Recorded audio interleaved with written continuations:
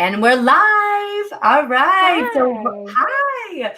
So, welcome to episode 18 of Cleveland Business Live. I'm Lisa Cole with eXp Realty, and I'm so excited to have my longtime friend, Kelli Dicillo, on with me today.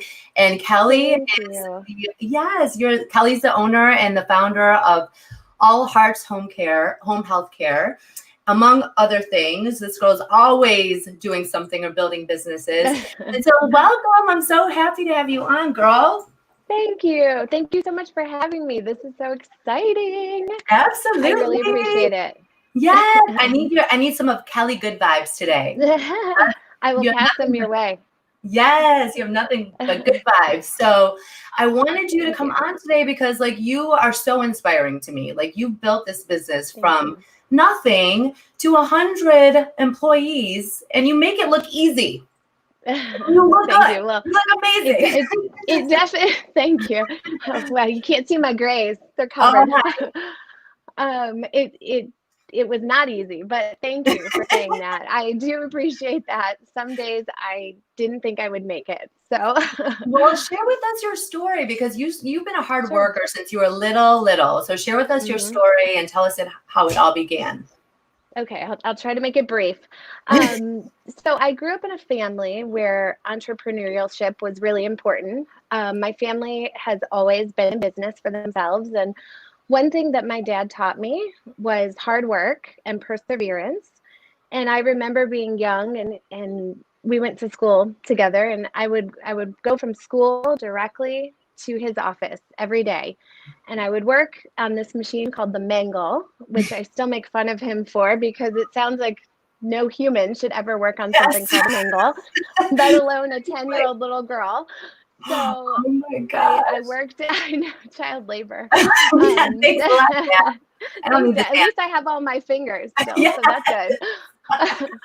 So I would work the Mangle, I would save money, and I just learned that, you can't get by in life without really dedicating yourself, being committed to your passion for whatever it is you want to do.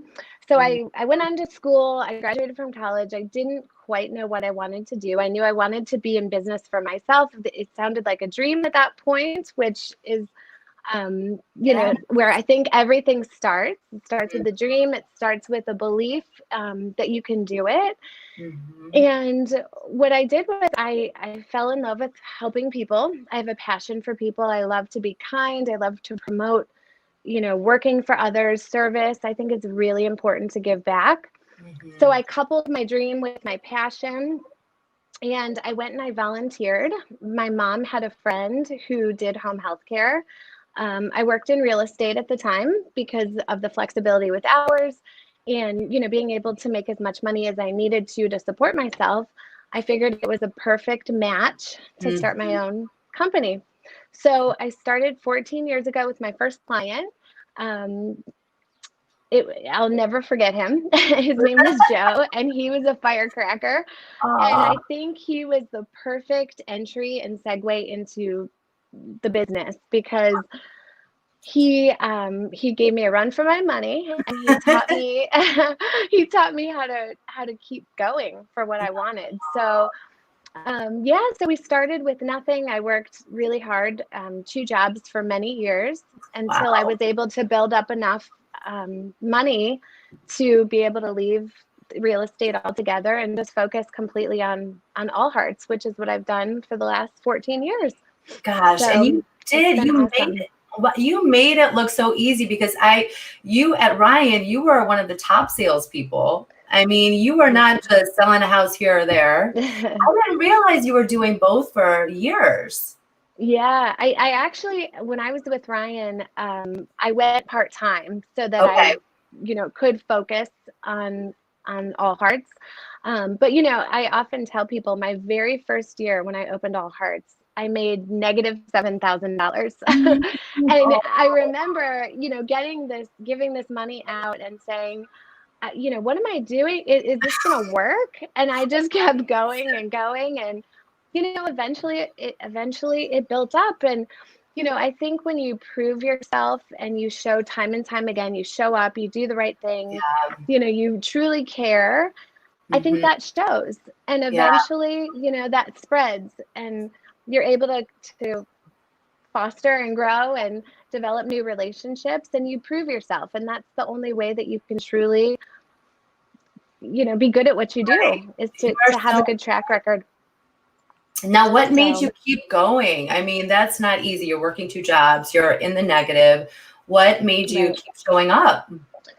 I always wanted to have flexibility in my schedule. I always knew I would want children someday, and want to have time with my kids, want to be able to, have time with my family when I needed it. That's really important to me. So I wanted to build something, create something where I could have that flexibility. If my baby's sick, or if I want to be at school for, a play or whatever they're doing, I wanted to be able to work and focus there, but do it in my own time. So, I work from home a lot. I work in the evenings a lot. I work weekends a lot, but I can take that time during the day when the kids are at school, or when they're, awake hours, to be able to share that time with them. So it's a lot about balance. And I know a lot of jobs, at that time, where now the jobs are all over the place with time because everyone's working from home. But, at the time when I was building this, it was really important for me to have that time with my children. So that was my dream. That's what kept me going. And this was before you had babies.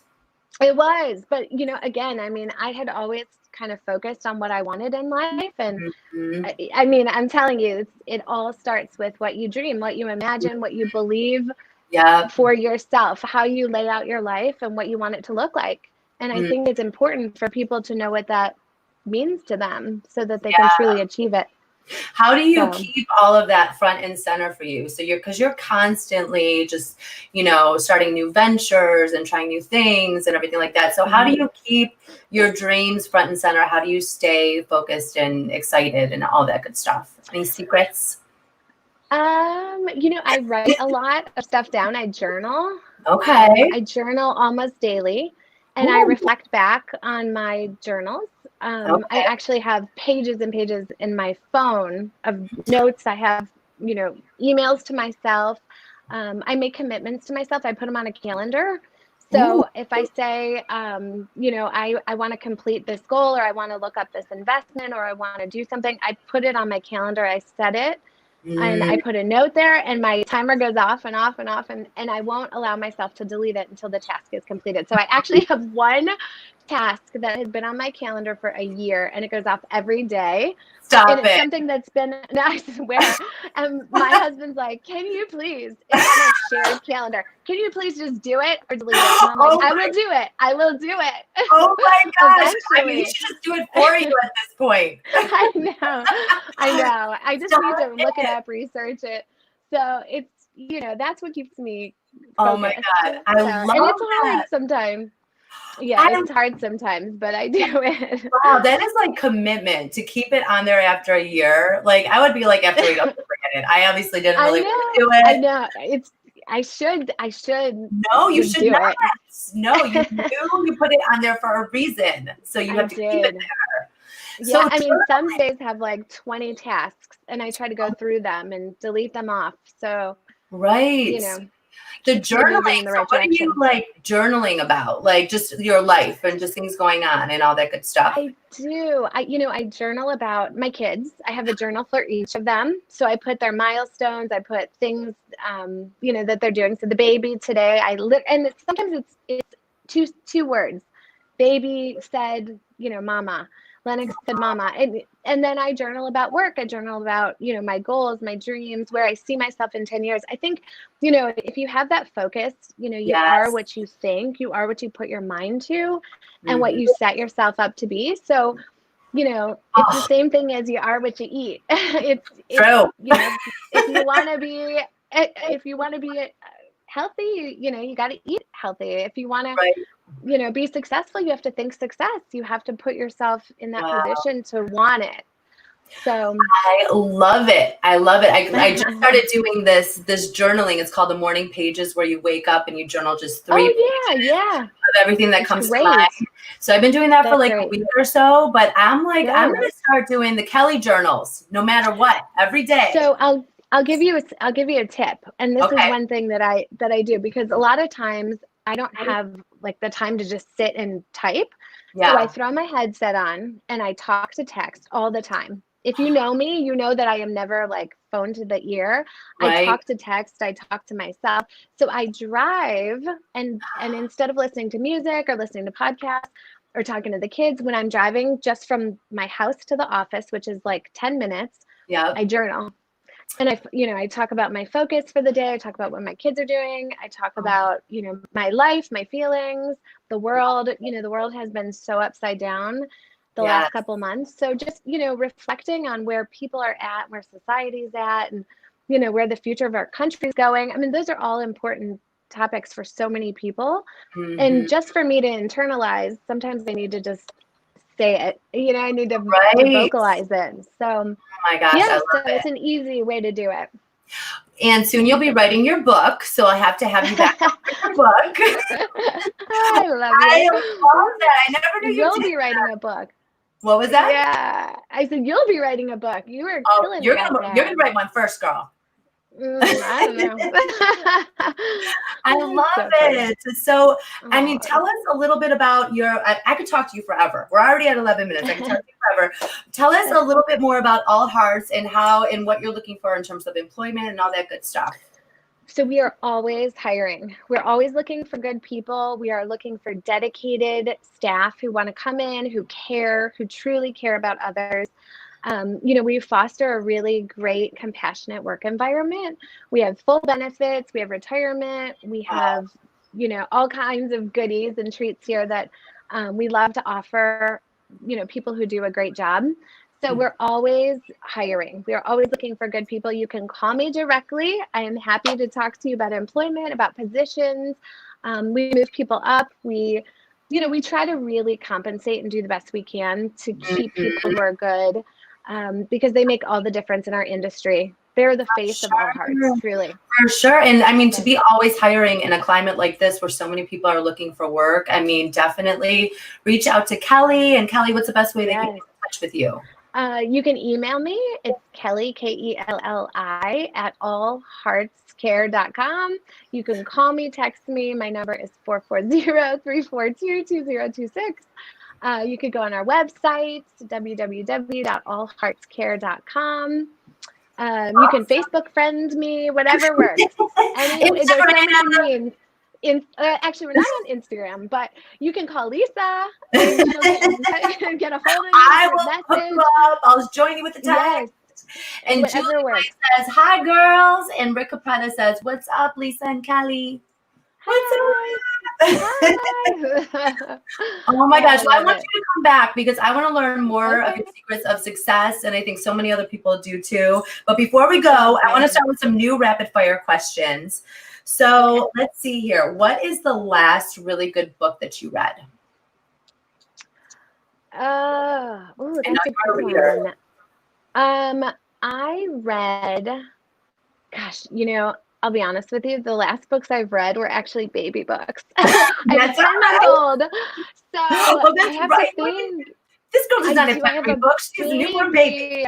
So the last two books I read were actually for parenting, which Happiest Baby on the Block is one of them, which I swear by. And I actually reread it because my girls are older. So I actually went back and reread the book.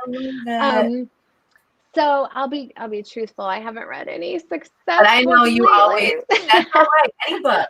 And in all this craziness in the world right now, like, what do you know for sure? Like, what is something that you know for sure that you would want to share with other people that could inspire?